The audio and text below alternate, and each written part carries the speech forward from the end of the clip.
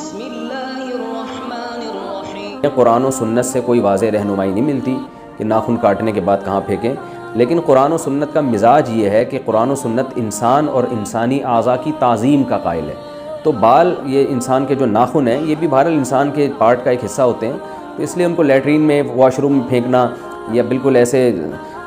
گھر میں صحن میں پھینک دینا، یہ بھی نفاست کے بھی خلاف ہے اور انسانی تعظیم کے بھی خلاف ہے۔ اس لیے علماء کہتے ہیں جب ناخن آپ کاٹیں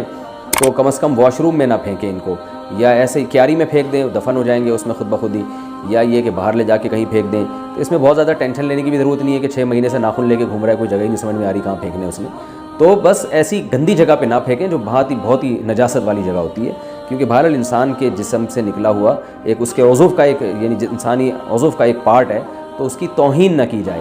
تو اور گھر میں بھی نہ، اس کو تعظیم بھی جائز نہیں ہے کہ آپ نے گھر میں اس کو شیشے کی ڈبی میں اوپر رکھ دیا، تو درمیانی راہ اختیار کرنی چاہیے اس بارے میں۔ بعض لوگ بہت اس میں ٹینشن لیتے ہیں کہ سمندر میں پھینکنا چاہیے، اب ناخن کاٹ کے کون جائے گا سمندر میں پھینکنے کے لیے، اور بعض کہتے ہیں دریا میں بہا دو، تو وہ بھی ایک ٹینشن ہے۔ تو اسلام میں اتنے تکلفات نہیں ہیں، ہمیں نہیں ملتا کوئی صحابی ناخن لے کے کہیں جا رہے ہوں سفر کرنے کے لیے، جی دریا میں پھینکوں گا، تو ایسے ہی مٹی میں پھینک سکتے